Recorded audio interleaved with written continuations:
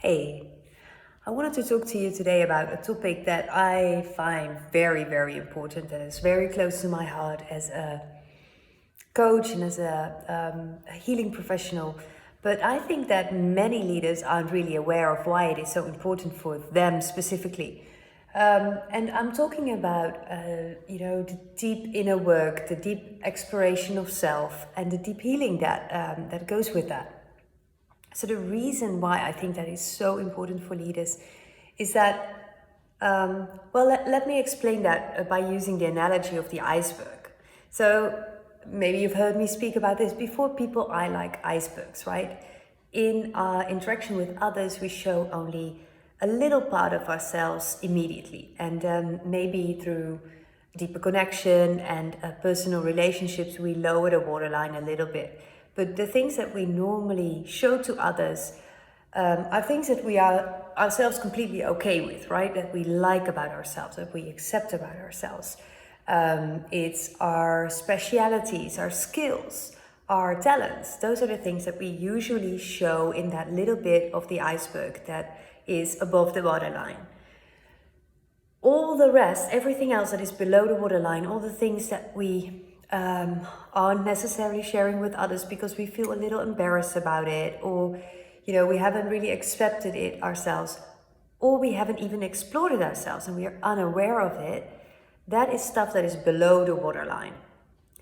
And using different terminology, you could say that this is our shadow side. This is all the stuff that hasn't been accepted about us, that for which there wasn't a place in where we grew up. For example, maybe there are specific traits that we had that our parents really pushed down or didn't accept about us, or maybe even there's specific talents that we have that weren't really given any free rein. You can imagine, for example, that a child is a true artist by heart, but from the family in which it grows up, it's very much focused on the academic, the more mind capacities, and it develops the mind capacities. And maybe it's a very smart person, so it's not bad to develop that. However, all that artistry that is also there, that could have been a very big talent as well, has been pushed into the shadow side. So all the character traits, all the talents and abilities, all the quirky stuff that is part of us by nature but hasn't been given any freedom to be expressed or to be developed, is basically placed into our shadow. And in my analogy of the iceberg, it's pushed under the waterline. And so some of these things are things that we know about ourselves, but that, there's combined with some beliefs and some maybe some fears, maybe that voice in the back of our head saying that it's not good, or that it's not okay, or that it's not, the way we should be, or it is things that we aren't even aware of. And especially those are very important, I think, in our leadership development, because as leaders, but also as parents and as teachers, I'm sure, we are placed in some sort of a position where people project things and ideas on us. We often get a lot of feedback, and people say things to us that might not always be as polished and kind and friendly. So there's a lot of stuff being thrown at you. And it depends on your capacity and your self-awareness, how you respond and how you react to that. So as long as, I'm gonna approach it from the other angle, so as long as we haven't explored our iceberg or our shadow, and we aren't fully aware and we aren't fully taking ownership of all the things inside of that, we can easily be triggered into reacting to all those projections and those maybe unkind or harsh or unpolished comments from others. And reactiveness is all in all, it's not a good thing, because reactiveness means I'm not responding consciously. I'm not really thinking about how I want to respond. I'm just doing it. Maybe because I'm protecting myself, or an anger or a sadness or a pain is being triggered inside me. So probably you see where I'm going with this. For all the things that are inside your iceberg that you haven't looked at and haven't accepted about yourself, you can get triggered super easily. So it doesn't take that much to be triggered by someone else into harshly responding, saying the wrong thing, being obnoxious, whatever, all the things we know the things.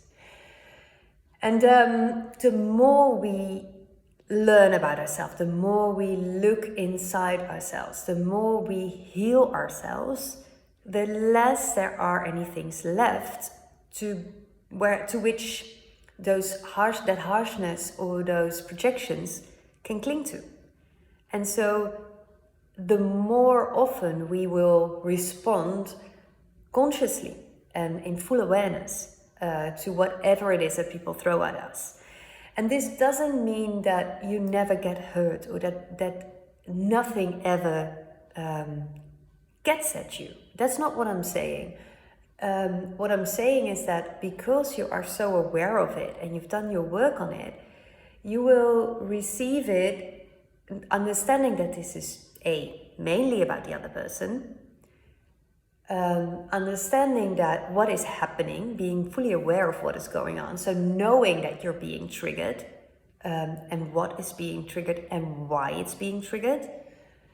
And then you can use the tools in your toolbox, or deep breathing, or stepping away, whatever it is that you like to do to respond well to something that isn't easy.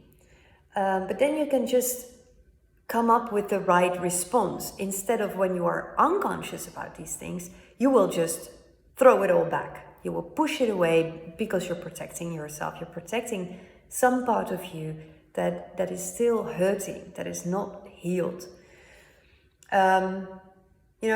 Just to give you an example that I personally experienced quite recently, actually.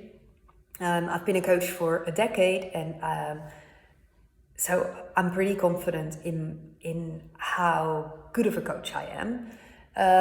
And I work with leaders across the world all the time. And now recently I had the HR director of one of our clients have a couple of sessions with me. And I knew that this lady had been part of the selection process of the company that the organization that I'm working for, and as a coach. And so she had sort of an advantage in the sense that she's had an opinion about the program already, had decided that coaching was to be an element of it, and she was my coachee. And so I looked her up. I usually do that. I look people up on LinkedIn just to see their face a little bit so I can tune into them. And I saw that she was like a decade older than me. She was very experienced in her work. She was a coach herself.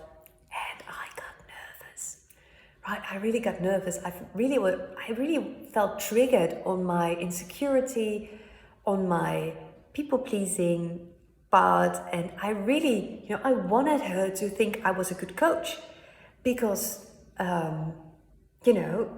that would maybe affect how she saw coaching from my organization, and she might have an opinion about it, and her opinion was important because she was a coach as well, and she knows about coaching, and I'm such an intuitive coach, I got completely in my head. And a couple of years ago, I would have just I may not even have been fully aware of what was going on. I might have noticed that I was a little bit tense and maybe a little nervous, but, I would have ignored it and pushed away like, go for it, you just do it, be present and do the session. But what happens when I am like that? I get into my head. I start thinking how to be good, how to do it well, how to, say the things that she needs to hear. And I get in my head completely. The truth is, that's not where my power is. The head takes care of itself.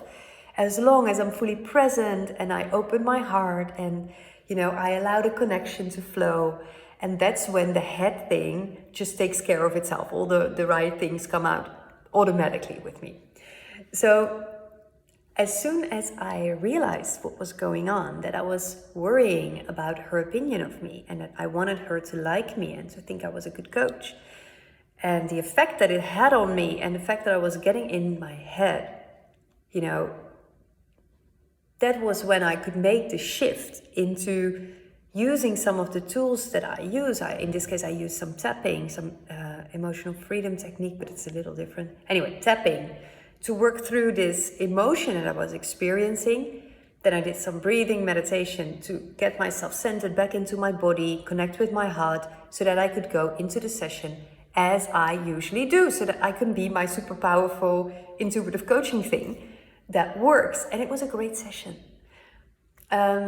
Just to explain to you how that works, right? You don't have to heal everything. And maybe some parts of you will never completely heal, or they will never be gone completely. That's not the point that I'm trying to make. The point that I'm trying to make is the more awareness you bring to your shadow side, to your under the waterline iceberg stuff, the less you will be triggered into reacting in a way that is not how you would like to be reacting. So for me, this is a really super important part of the new leadership paradigm, where leaders take full ownership of who they are, really accept their own sovereignty, embrace their sovereignty, and the entire story of them. That's it.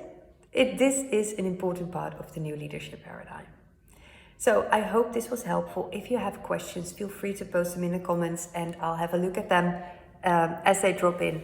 And for now, I'm just saying, have a wonderful day. Goodbye and see you soon. Ciao.